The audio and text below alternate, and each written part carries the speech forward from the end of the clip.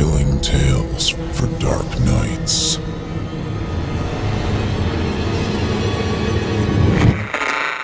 Want to make sure you never miss a Chilling Tales for Dark Nights video again?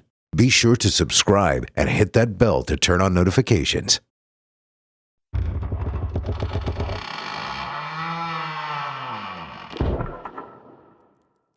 Ah, there you are.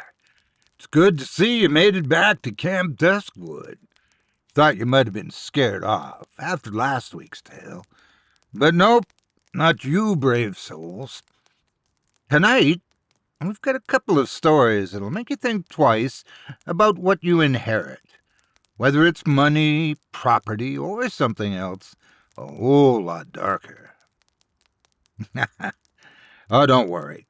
I'm sure you're all perfectly safe. Probably. Now, let's get started.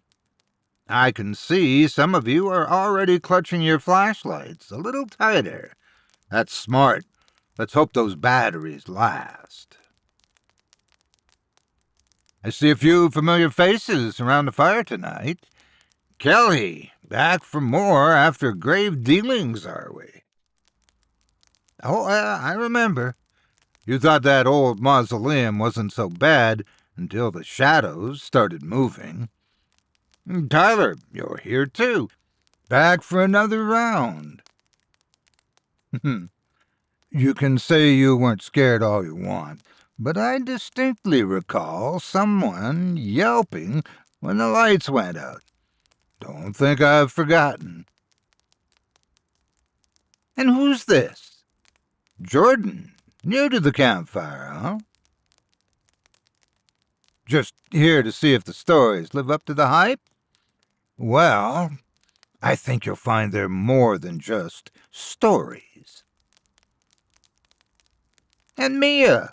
Oh, I see you're holding that flashlight like your life depended on it. Don't worry.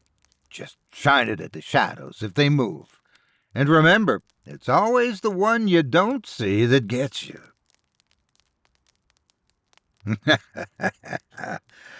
All right, let's get to it. Our first tale is about family secrets, ghosts, and the things that the dead leave behind. This one's called Why You Can't Talk to the Dead, written by T.E. Parker. My aunt was a con artist, and she learned from the best, her father. Grandpa never made it big, but he lived for the game. Staying under the radar was probably what made sure he never did get caught. Not once. He was so proud of that. Mom didn't take up the family business. She got religion instead, and married a tax accountant. It's so ironic that it sounds like a joke, but it's true. My dad was the best at helping out with math homework. Mom's more colorful relations were kept at a figurative arm's length throughout my childhood, lest they corrupt me into following a more interesting life path. Aunt Cassie was the only one who could wiggle her way into my life. She was fully licensed as a psychologist, which made her a smidge more respectable. But Aunt Cassie used her ability to read a person in a whole different way, one probably not intended by the universe that issued her degree. Aunt Cassie was a bona fide psychic. She had a shop and everything. Crystals, herbs, candles. Anything you needed to fill the mystic void in your life could be bought for a healthy markup at her little store. There was even a private room in the back that was used for readings and seances. Because both my folks worked, I would often get dropped off at the shop, where I would help Aunt Cassie out with the little shows. Anything from messing with the lights to knocking on walls. Playing with the thermostat was my idea, and it was an effective one. Customers came to get chills down their spine, didn't they? Why not provide? Cassie helped me become the skeptic I am today and showed me all the behind-the-scenes sleight-of-hand stuff. She'd watch daytime talk shows with magicians and mediums and Cassie would explain every step, from a basic rundown of cold readings to how to spot an audience plant. After one particularly convincing episode, I asked the natural question, couldn't some of it be real? My aunt's reply was firm. The dead don't talk, kiddo. Anyone who claims otherwise is blowing smoke. It was her conviction, more than anything, that made me believe her. There was only one client I ever saw my aunt refuse. He was old, bald, and stooped, and he took his hat off when he came inside. He twisted it in his hands as he talked. Cassie tensed up immediately when she saw him. The man claimed to have worked in the prison system, death row. He'd been responsible for carrying out the final judgments of the worst convicted criminals on the planet. In his old age, this tormented him and ate at his soul. He wanted Cassie to contact the souls of the ones he'd kill so he could apologize and beg forgiveness before he joined them. My aunt threw the most epic fit. I'd never seen her so mad. She hollered and threw things. "Get out," she shouted. "Out, out, out, out! Shut up! Get out!" I hid under the counter with my hands over my ears until he left. Later, I thought her action was one of fear because of the man's job. An executioner has to be a con artist's worst fear. Eventually, I got found out. I put on a magic show for my folks, and because my mom missed my grandpa so much, I did a medium bit where I pretended to talk to him. Huge mistake. How stupid of me. My mother wasn't amused. Instead, she freaked out and banned me from seeing her sister ever again. I'd left some textbooks at the shop, though, so I was allowed to run in and grab them while Mom fumed in the car outside. Aunt Cassie didn't even have to ask what was wrong. She could read my face, after all. I gave her a hug and a teary, snot-filled goodbye. She did tell me one last secret, though. "Kiddo, there's a curse in this family that gets passed like a torch. I hope to whatever gods might be out there that I don't pass it on to you when I go." We didn't get to talk again for more than 9 years. By that time, no parental ban could have prevented me from trying to reconnect. Still, it was awkward. Cassie had a tough go of life, diagnosed with a schizoid disorder that took her business from her. To pay bills, she'd gone legitimate, and with her business went all her zest and playful passion for life. One day I returned home and found a message waiting in my inbox that made my stomach drop to the floor. "I love you, kiddo. Remember what I told you." I dialed her number, already crying. No answer. I dialed again and again. I was too much of a mess to tell my mom. The police did that for me the next day. A car accident. Drunk driver. The funeral was a blur. Relatives I'd never seen in the flesh packed the church. I sat between my parents in the front row and racked my brain, trying to figure out what it was my aunt wanted me to remember. We followed the hearse to the cemetery in dead silence. When the priest finished speaking, everyone took their leave. I stood for a while, staring at the headstone and straining to recall something, anything, about my aunt's last request. I drew blanks. If only Cassie hadn't been so cryptic. That's when I overheard someone say, "We weren't expecting such a small turnout. It's a shame." Small turnout? That bothered me. The service had, in fact, been well attended. The church had practically been stuffed to the rafters. I turned around to say something and finally understood. Behind my parents stood a whole host of people, all standing and staring dead ahead. My parents weren't paying them the slightest attention. The priest muttered his condolences and excused himself, walking right through the thick of the crowd without disturbing a single soul. At the head of the group, looking just as she did the day I'd last seen her, was Cassie. All of the rest in peace sentiment in the world wouldn't have done her any good. Her mouth was wide, wide open, and just like that, I knew. I know now what the family curse is. I know why the dead don't talk. They're too busy screaming. That was Why You Can't Talk to the Dead, written by T.E. Parker. A chilling tale of family secrets and the unrelenting echoes of the past. And that, my friends, is why you might want to think twice before you go messing with the dead. Sometimes it's not about whether they'll talk back. It's about what you'll hear if they do. Yes, Mia, they were all screaming. That's the thing about curses. They don't end just because the story does. Speaking of curses, let's move on to our next tale. This one comes from an accomplished author and screenwriter named C.K. Walker, who also goes by Rebecca Klingel. She's penned some well-known, spine-chilling stories like Baraska, and her work has made it to the screen in hits like The Haunting of Hill House and The Fall of the House of Usher. Though horror is her specialty, she's no stranger to thrillers, mysteries, and science fiction. So buckle up, because this next tale is called Mayhem Mountain. In 2 miles, take exit 19 for Valley Park Drive South. Siri chirped from my sister's phone. Charlotte, turn that off. I know where I'm going. You sure about that? I mean, it's been a couple of decades, Mark. Please, like I could ever forget about Adventure Valley, where it is? Come on, we spent every summer of... There it is! I swerved briefly into the oncoming lane as Charlotte thrust her arm in front of my face to point excitedly out the window. There's Adventure Valley. Oh, my God. What ride's that? That coaster was called Steel something, right? No, wait.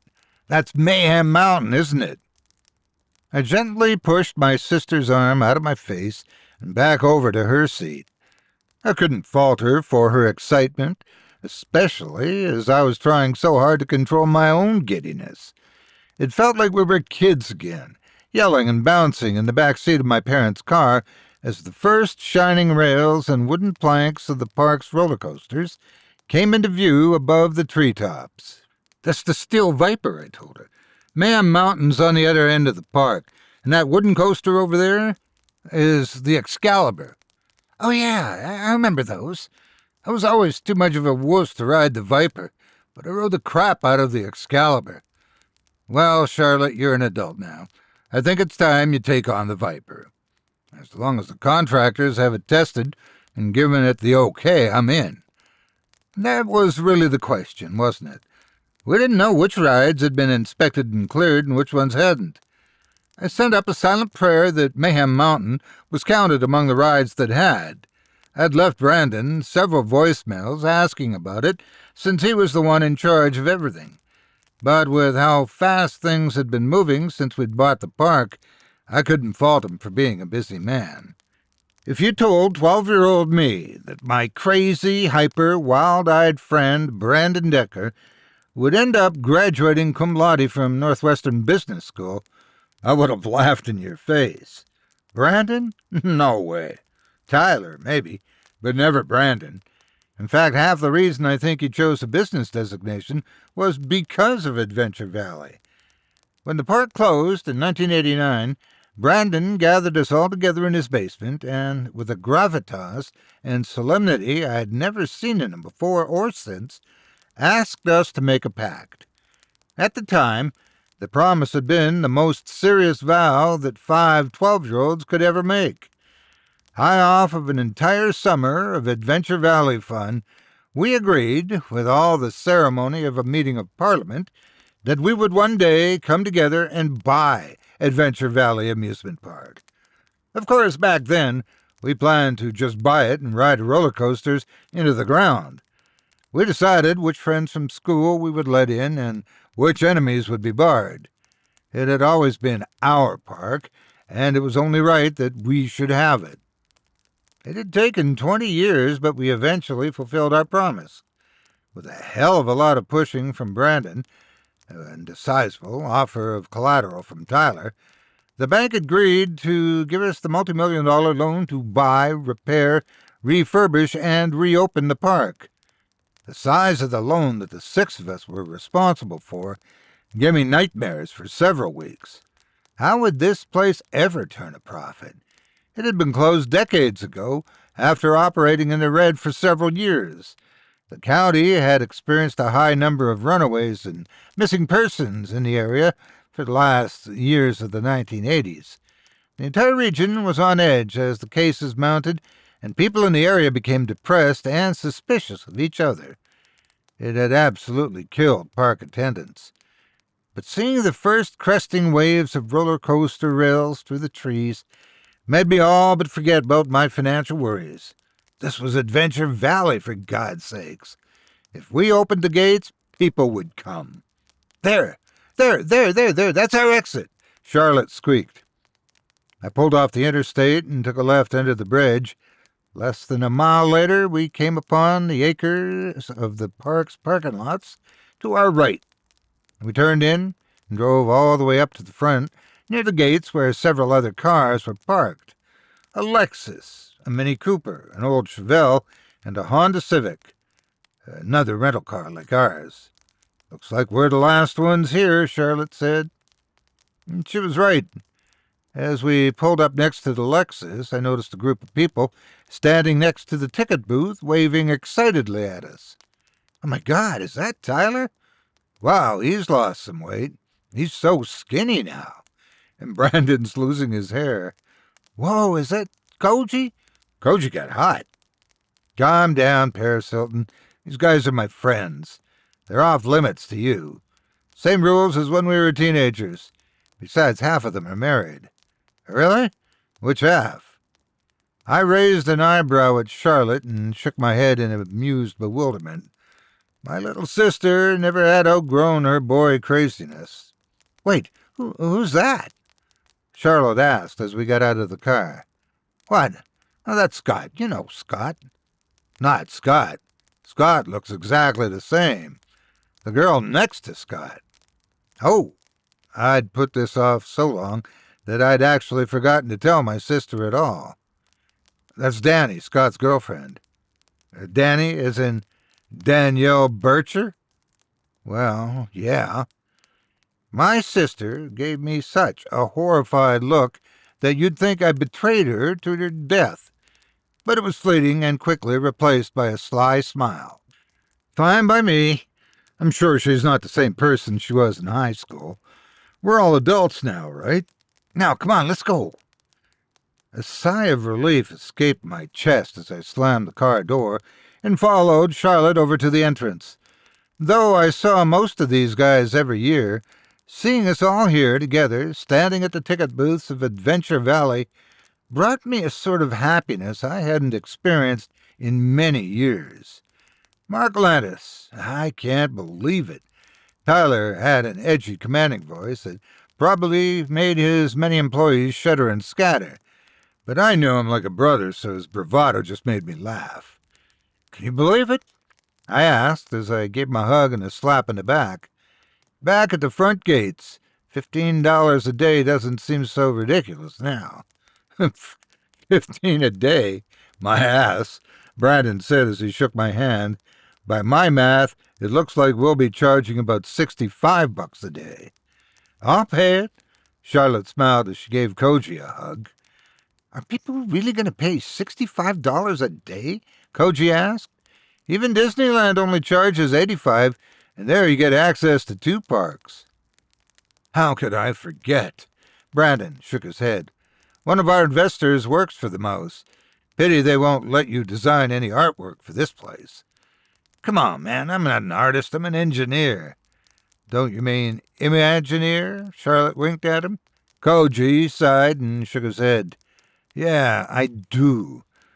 As Brandon and Charlotte teased Koji, I made my way over to the side of the ticket booth where Scott and his girlfriend were conversing. I didn't know why Scott was so standoffish, but I thought it might have something to do with the investment. Scott, the least well-off of us 6, worked at his dad's collision shop and hadn't had a whole lot of money to invest.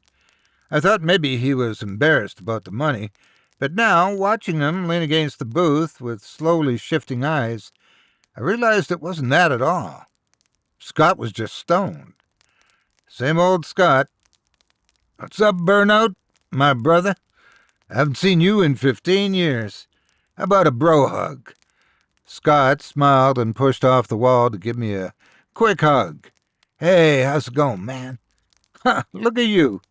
What's your diet, man? Rabbit food and lettuce? You're not going to get any ladies with that skinny body." "Well, your mom doesn't seem to mind." "Hey, Mark, I'm Danny. Do you remember me, Danny Bircher?" Scott's girlfriend gave me a shy smile and stuck out her hands so we could engage in a stiff handshake. "Yeah, I think so. You were in my sister's class, right? Charlotte Landis." Danny had the decency to look embarrassed. "Yeah, but we weren't really friends." That's putting it lightly, I thought. "We were freshmen when you guys were seniors," she added. "Yep, I do remember that." Maybe I should just get it over with.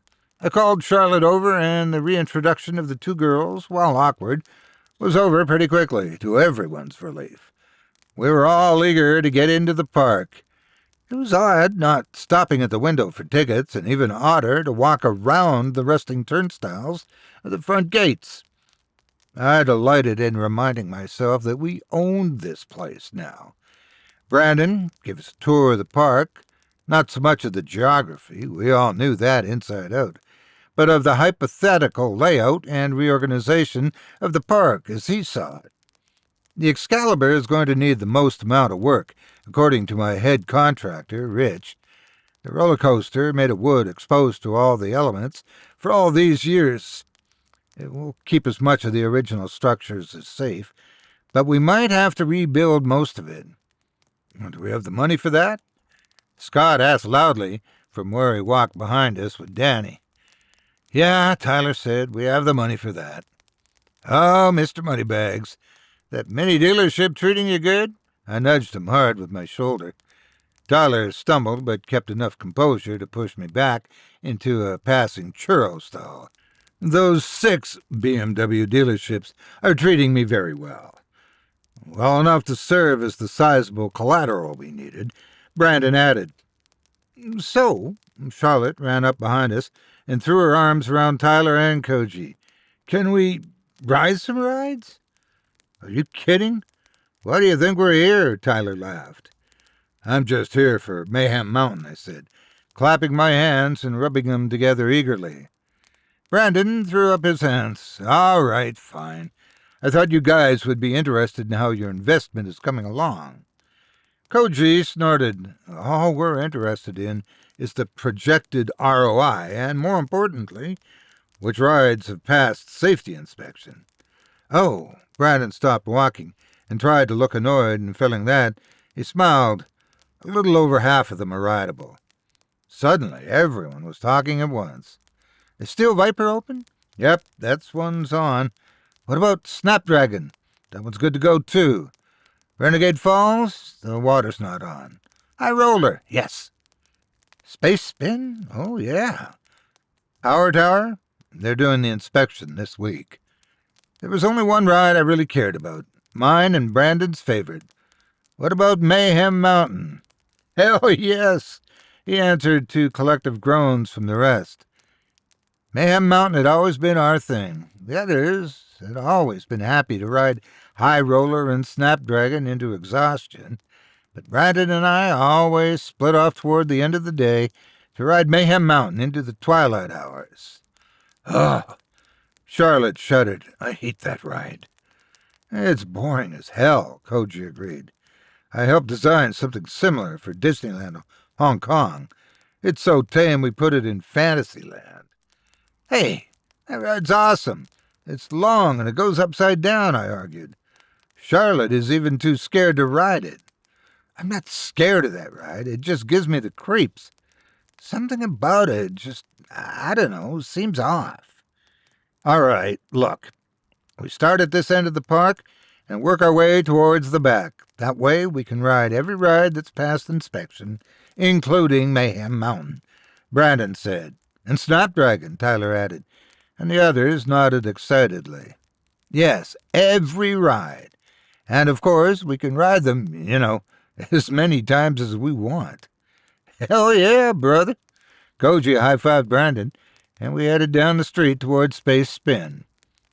Our progress through the park was blissfully slow. Everyone wanted to ride every ride multiple times, and one person always had to stay in the loading area to operate the ride. It only took an hour or two to forget that I was a fully grown 35-year-old man. Being back here, running through the lineways with my friends, arguing about who got the first row of the first car, is like being 12 years old again. Still, my eye was constantly drawn up over the buildings into the distance, to the back of the park where the high, gleaming rails of Mayhem Mountain shined in the unobscured sun. There'd be no arguing about who got the front row on that coaster.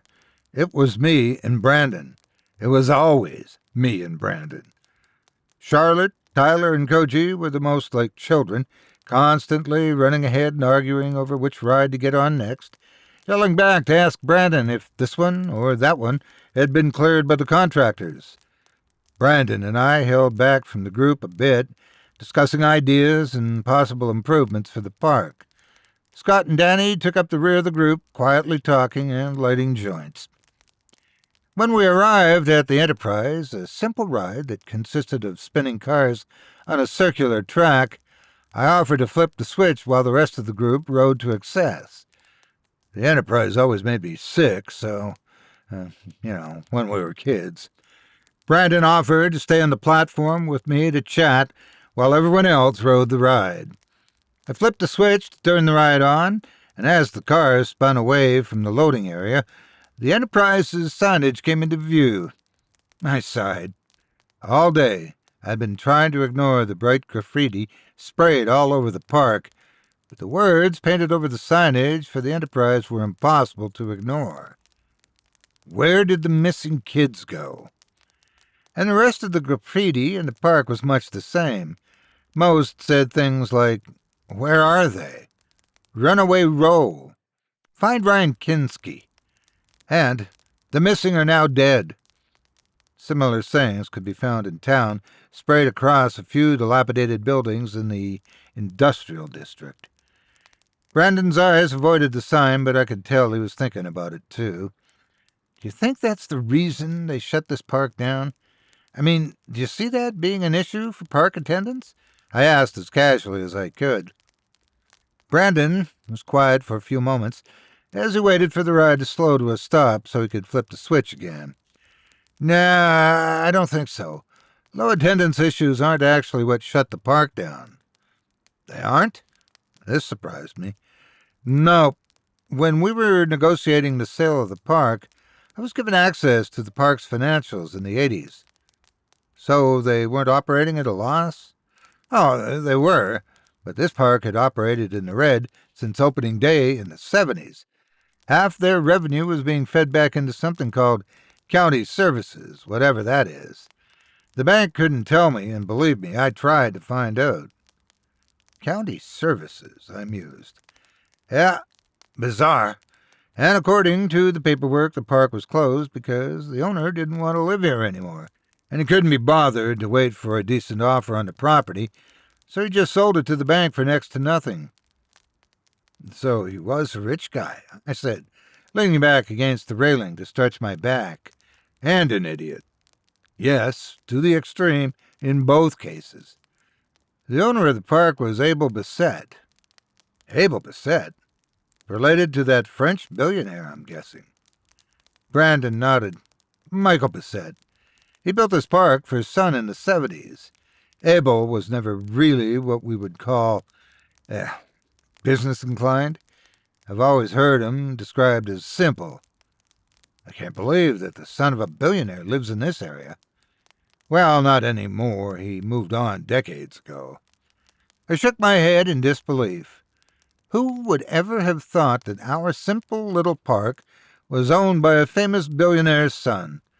Hell, I may have even sat next to him on rides and had no idea. "You guys want to go again?" Brandon yelled to the others as the ride again came to a stop. "I'm ready to move on," Koji yelled back. "Anybody want to ride again?" "No," a chorus of voices replied. It was nearly 5 o'clock when we finally arrived at Mayhem Mountain. As the sun began to set, a familiar panic and urgency welled in the pit of my stomach. It took me a moment to realize that we didn't have to leave when the park closed this time, because the park didn't close. We could stay until sun-up if we wanted to. As I eagerly approached the turnstile from Mayhem Mountain, Tyler spoke up behind me. "Listen, can we run into town and grab something to eat before we ride Mayhem?" "You want to really ride Mayhem after we eat?" asked Koji. Good point. There's only one loop." Danny rolled her eyes. "And 2, I said. "Don't forget the inline roll." "Yep, 2, Scott answered. "Plus it's a 2-minute ride. If your food isn't sitting well, you got a long wait till it's over." "Look," I said, "let's ride it a couple of times and go eat. Then we come back and we'll see how we feel." Everyone nodded, and we started walking through the lineways up to the platform. When we reached the loading dock, I was excited to see our favorite green car sitting on the track. "Front seat!" Brandon and I yelled simultaneously as the train cars came into view, and everyone behind us groaned. "I'm staying here," Charlotte said. "I'll just work the launch pad thingy." "Still scared after all these years, Char?" Scott teased her. "Shut up, burnout." Scott laughed and tousled her hair before running and jumping into the first car behind Brandon and me. Danny got in next to him, and then Tyler and Koji took the second car. We pulled the shoulder restraints down, and they locked in place. "Ready?" Charlotte asked. "Yep," Brandon yelled back. "Send the car through." Charlotte pulled the lever, and the brakes disengaged, and the car moved forward. As it did, I turned to Brandon. "Did we get the green car on purpose?" I yelled to him as the coaster clacked around the load platform and began the clattery climb up the first lift hill. "Yep, we sent cars through here all morning, but I made sure Rich knew to leave the green machine in the loading bay." "Awesome." As the train climbed up the lift hill, I made no attempt to hide my utter glee. I looked out over the expanse of park and couldn't believe it was mine. Every track, every car, every turnstile, every screw, from the front gate to the overflow parking lot in the back, it was all ours. How I wished I could go back in time and tell a young me waiting in the 2-hour line for Mayhem Mountain, "One day you'll own this place." And as we crested the hill and the train fell into the first drop, I realized essentially I had gone back in time. At least I was screaming like a 12-year-old, as was everyone else behind me. We dipped into the first tester hill and then banked hard and up to the second lift hill. We dropped from there down into the vertical loop, banked around a set of gift shops, up briefly, and then down a small hill into the inline roll.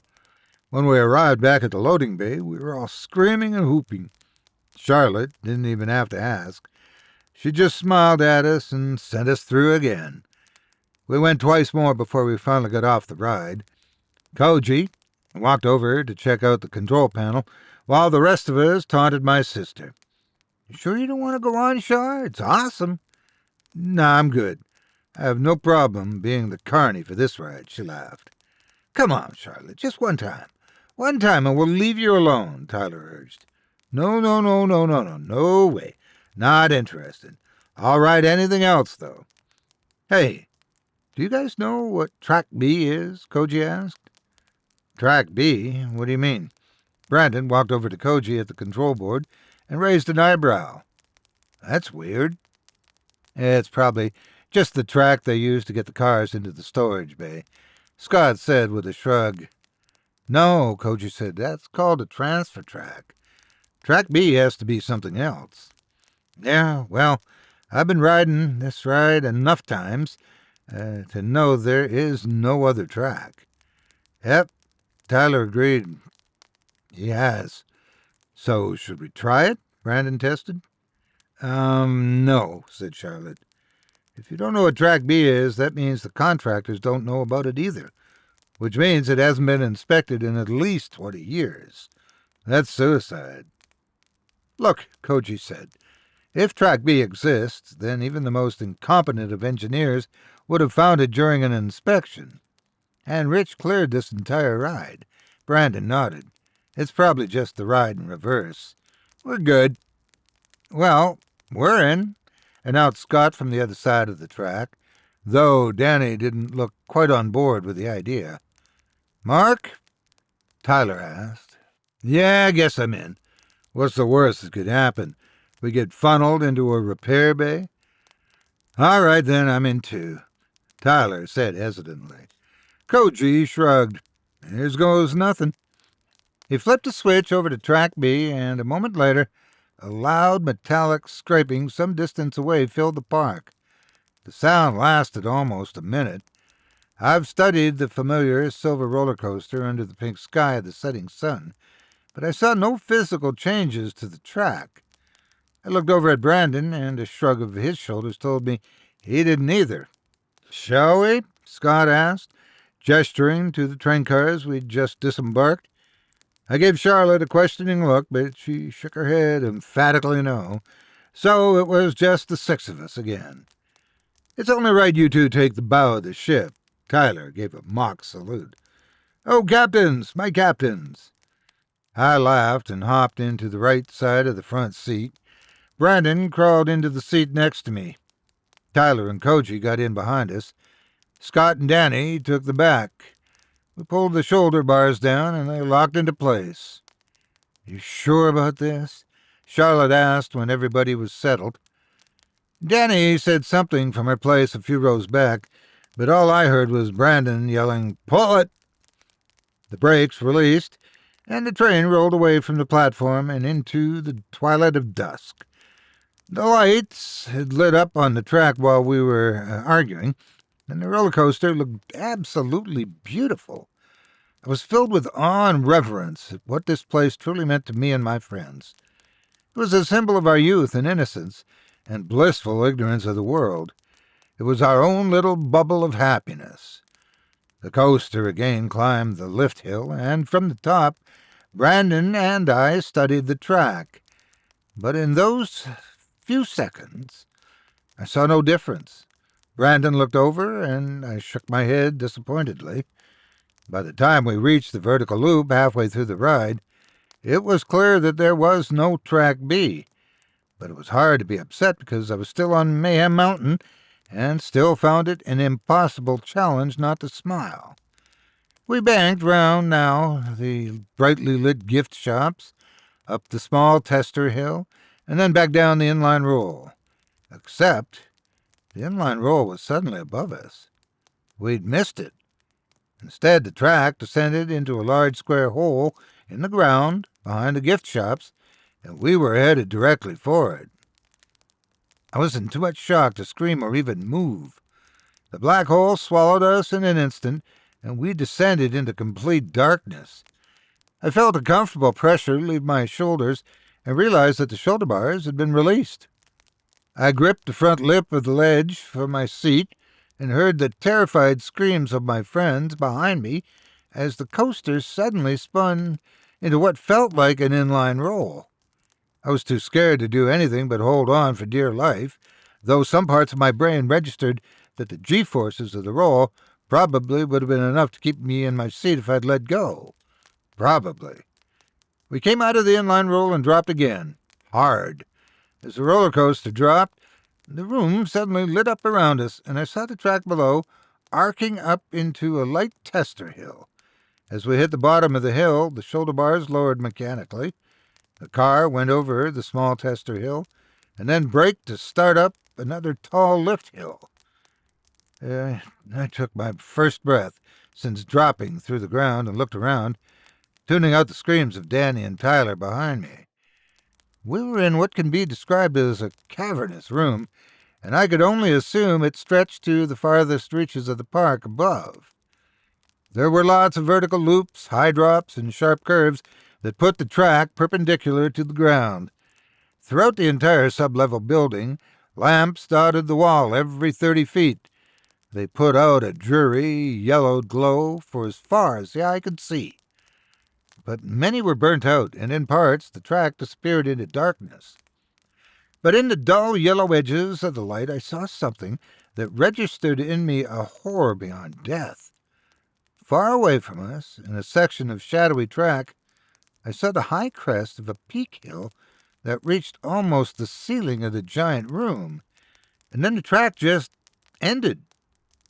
Suddenly I felt the horrible reality of the world outside my mind begin to bleed in. Danny was screaming uncontrollably. Tyler was crying, bawling even, and Koji was yelling at Brandon, who was looking straight at me, hitting my leg hard, and repeating my name. As the cars continued to climb, I finally gave him my attention. I didn't want to be alone in the fear anymore. "What is it?" was all I could think of to say. "We have to get off this ride. We have to get off this ride, Mark." "I know, man. We're going to die." "I know, man," I yelled as we reached the top of the lift hill and dropped over the other side. I squeezed my eyes shut until I felt the shoulder bars once again release, and I bit my lip to keep from crying. I opened my eyes and choked as I watched the track ahead of us bend up into a vertical loop. I reached up and tried to pull the shoulder bar down, but it was locked in place. Hang on to the seats," I yelled as loud as I could. As we approached the loop, I felt the brakes engaging, slowing the car, and a tow cable caught beneath my feet. We were being pulled through the loop, but too slowly for gravity to keep us in our seats. As the train began to invert, I felt my feet rise from the car's floor. My hair fell over my face, and my butt left my seat. I closed my eyes and tried to block out the screams of terror from behind me. I concentrated on my death grip on the ledge of my seat as we rounded the track. We remained upside down for what felt like an eternity. Finally, the pressure began to ease. My butt dropped to my seat, and my feet to the floor. The white noise subsided from my ears, and I heard Koji screaming, "Tyler, oh my God, he fell out! Oh my God, he fell! He's dead, man! He's dead! He hit the track down there!" Brandon yelled at me, all wide-eyed and crazy-looking. I was finally seeing the Brandon from my youth. The shoulder bars descended again, this time locking in tighter. We came out of the loop and sped up and down several tester hills. I tried to study the track ahead of us as we went through the safer parts. I thought I saw water reflecting off the metal rails somewhere in the distance. Brandon sobbed in his seat. "Mark, what are we going to do? I don't want to die, man. I don't want to die." "I don't know. I don't know what to do. I'm sorry. I'm scared, too," I answered him. We banked around the corner of the room, and the shoulder bars released again. This time we dove into a curve that put the left side of the train parallel to the ground, and it was a long drop. I gripped the edge of the seat tightly as before, but this time I kept my eyes open and was able to catch Brandon as he began to slip out of the seat. By the time the train righted itself, I couldn't tell who'd been lost. Most of the screaming behind me had turned to loud sobbing or silence. The shoulder bar didn't re-engage, and I felt the car's brakes slow the train down again. I didn't have to look to know what was coming next. It was another inverted loop, this one tall and large, and I could tell we'd be upside down for longer. Someone behind me began screaming again. Danny, I think, as I tried to take measured breaths and position my hurting hands back under the lip of the seat. Brandon did the same and looked over at me as the car started up the loop with tears streaming down his face. "I don't want to die here, man." I shook my head back at him because I could think of nothing to say. I felt tears leave my own eyes as we reached the tipping point of the loop, and my feet again left the floor. Before we even completely were upside down, I felt my back begin to slip down the seat. I thought if I lost my grip, I could try to grab the shoulder bars when I fell out of the car. The car suddenly stopped, and I opened my eyes to see we were completely inverted. I grunted loudly at the pain and immense effort it was taking to keep my grip on the seat. The car started to move again slowly, and I heard Brandon say something to me. I looked over at him just before he slid out of the car. 1 second he was there, next to me, and the next he was falling away from the car. I saw Brandon try to grab the shoulder bar on the way out, but he couldn't keep his grip on it. I watched him fall and saw him break his back on the track below, and he stopped moving. I stared down at him as the car continued to move slowly around a loop, and he stared back up at me, dead or dying. By the time the car hit him on the way out of the loop, it was completely gone. The shoulder bars re-engaged, and we went through a dreadfully long period where nothing happened. We were secured in our seats by the restraints as the coaster spent what felt like several minutes racing over hills, banks, and curves, even an inline roll. Without the adrenaline pumping through my veins, I felt the shock begin to wear off. It was replaced by a panic and fear unlike I'd ever experienced. And I decided that was the point of this section of track, to build and facilitate an unbearable fear. I finally felt the brakes engage and looked ahead to find the loop we were surely entering. But there was none. We were high, almost to the top of the ceiling, and we slowed to a stop on a straightaway. Directly ahead was a drop, and at the bottom of the hill there were a series of 4 different tracks with a transfer stack just before they split off. Each track had 5 or so feet of color, red, orange, green, and blue, before racing off in different directions. I felt an urge shaking of my shoulder and turned around to hear what Koji was saying. "Which track are we connected to?" I looked at the transfer stack. "Green." "Where does green go?" It was hard to hear him over the sound of Danny's sobbing from the second car. I tried to trace the green track through the building, constantly losing it and finding it again. I wasn't sure, but it seemed to end at the lift hill I'd seen earlier, the hill with no track at the top.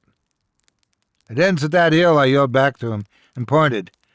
Danny cried louder. "Oh, no." While we were stopped, I rubbed my hurting hands together. As I looked down at them, I noticed something new in the car. At some point, a small blinking panel had flipped over in the wall at the front of the car. It had 4 colored buttons and an old analog timer. The timer was so old and damaged that, though the numbers were clearly changing, I couldn't see how long we had. "We get to choose," I said, and explained what I was looking at. "Can you see which track ends where?" Koji asked. I followed each of the tracks as best I could, but the rails circled and slid in between each other. It was hard to tell which track went where. "I think the blue track ends in the big pool in the corner. The red track ends in a wall, and the orange one just drops into a hole in the floor, like the one we came down here through, I think." "There's no way, dude," said Scott from the second car. His voice was unsettlingly calm. "They're just telling us how we're going to die." "We can still find a way out of this," I answered quietly, more to myself than to him. "Choose the pool," Scott said, and I could hear the tears in his voice. "I've heard drowning isn't an awful death. I've heard it's calming at the end." "No, choose the hole in the floor," said Koji. "It's possible it drops down into another cavern like this. There might be more track, which means more time to figure out how to live." "You don't even think we'd be the first to choose that option, do you?" Scott asked them. "And no one that went missing ever came back. There's just more death in that hole." "I don't want to die like this," Koji begged, "and at least it's a chance." Danny was still whimpering in the back and offered no suggestion. It seemed the decision was up to me, and I had to make it fast. I knew I didn't want to die by dropping off the track. I didn't want to drown. Perhaps the quickest death was the wall. More than likely, we'd all be killed instantly, less suffering, less time to think about our fates. But the truth was, I wasn't entirely positive which track ended where.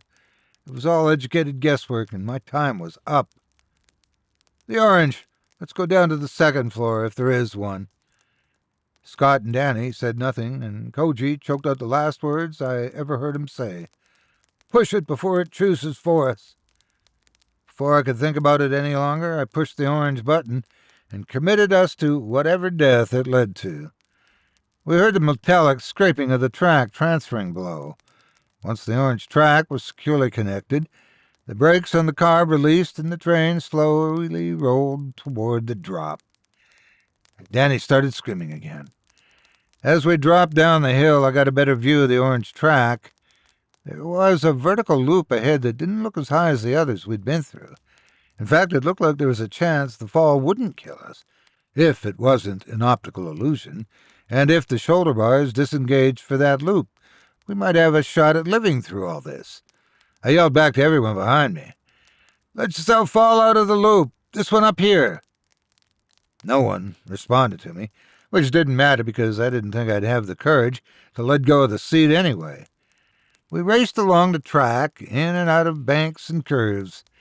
At one point we passed along the pool and I looked down. Below the water's surface, the track ended above an even deeper pool. I could see the shadows of several coaster cars at the very bottom. I suddenly felt the brakes engage, and I realized we were approaching the loop. I tested the shoulder bar by pushing on it, but it stayed locked. I was somewhat relieved in that moment to know I wouldn't have to make the decision to fall out now or gamble on the orange track. But suddenly the restraints released. As we started up the loop, I gripped the lip of the seat tightly and turned my head back to look down. It looked like we were very high, and I only hoped the ground was the loosely packed dirt that it looked like. I had to choose right then, the fall or the hole. I chose the fall. As I began to slide up the seat, I yelled at the others to let go and fall out of the car, and then I closed my eyes and let go. I felt my head crack the shoulder bar on the way out. It wasn't like a slow-motion fall. It was over before I realized that I'd actually let go. One moment I felt an intense pain as my head hit the bar, and in the same moment I realized I was on the ground. I hadn't even had the time to realize the possibility of hitting the track below or getting run over by the cars. I opened my eyes in time to watch the cars speed over the track above me. The pain didn't hit me all at once. I had one long, blissful second before I felt it, and then I was in agony. I hoped my body was so in shock that I wouldn't feel much of the pain, but I felt it all. I concentrated on keeping my eyes open and trying to catalog the damage. There was blood in my clothes, but I didn't know what part of my body it was, that it was coming from. I heard screaming as well, but I didn't know if it was in my head or coming from my friends as they approached the end. I didn't want to move. Didn't think it was safe to move, but I knew I had to, if only to pull out my phone. With trembling fingers, I pulled the thing from my pocket and brought it to my face, trying to focus on the screen. But it was shattered and refused to even turn on. I threw it away from me, and then I realized the silence. The ride had ended. With a great amount of effort, I rolled onto my stomach and dragged my broken body across the ground toward where I thought I remembered seeing the hole. I crawled for what seemed like hours, and maybe it was.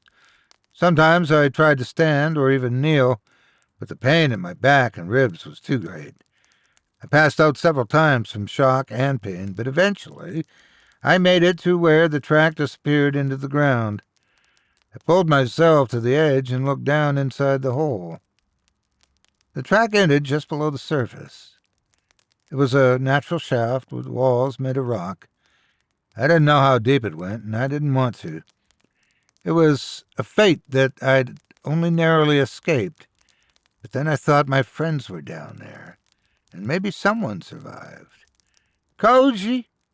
My voice echoed loudly down the shaft. No answer. "Scott?" Nothing. I reached for a nearby screw and dropped it down the hole. It took far too long to land, and when it did, it was with a tink, as it hit something metallic. The small sound echoed up the shaft and out into the cavernous room, and I realized this place was built with acoustics in mind. I rolled over onto my back and studied everything I could see from where I was, staving off my body's desire to pass out again. I felt nothing but numbness when I finally saw what I was looking for. A long panoramic window in the far wall. I knew what Track B was for, and I finally let myself slip away into darkness. I remember very little of my rescue. There were lots of people in uniform, my sister yelling, and pain. Lots of pain.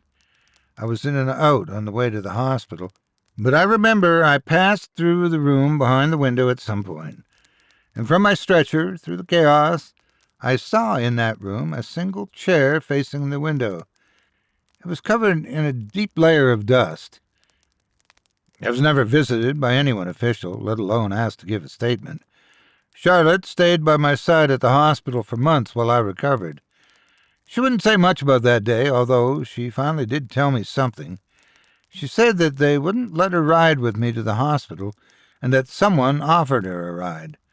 On that drive, she'd been spoken to by two people that had convinced her to never speak of what had happened and to convince me of the same.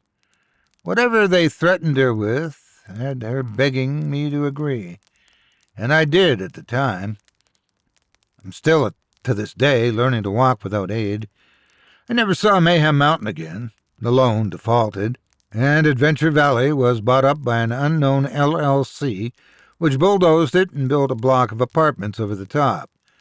They're still empty to this day. I don't like the dark anymore. It reminds me of the horror my friends experienced as they looked down and saw the track end before they disappeared into that hole. I try not to think of what they must have felt as they fell down the shaft in complete darkness, strapped to a roller coaster, waiting for the terrible end. I wish I'd chosen the pool, if only to save them from that fate. As for the billionaire's son, he was only simple in the fact that he was a man of simple tastes, and he still is. I looked him up once, only a few years ago. He owns several amusement parks now, large enough to be profitable, but small enough to remain regional attractions. In fact, one's not very far from where I live now. I thought about going many times, just to check, just to see. But then I realized that I probably didn't need to search all the rides in the park to know. Because I know that somewhere in that park, some ride in some corner has a Track B. Ooh, that was Mayhem Mountain, written by the talented C.K. Walker. A chilling reminder of what happens when you go looking for thrills in the wrong places. Funny thing about curses, sometimes they don't care who they claim, so long as someone's paying the price. Oh, you'd ride Track B, would you, Tyler? Sure, if it didn't try to kill everyone. Kelly, you're looking a little pale over there. Not planning to build a theme park anytime soon, are you? Jordan, I see that skeptical look. You don't believe a roller coaster could do all that? Well, maybe that's for the best. The curses we carry. Some of us bear them willingly.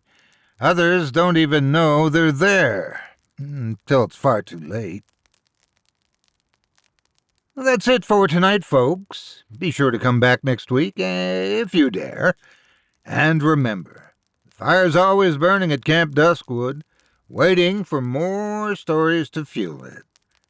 Sleep tight, if you can. Chilling tales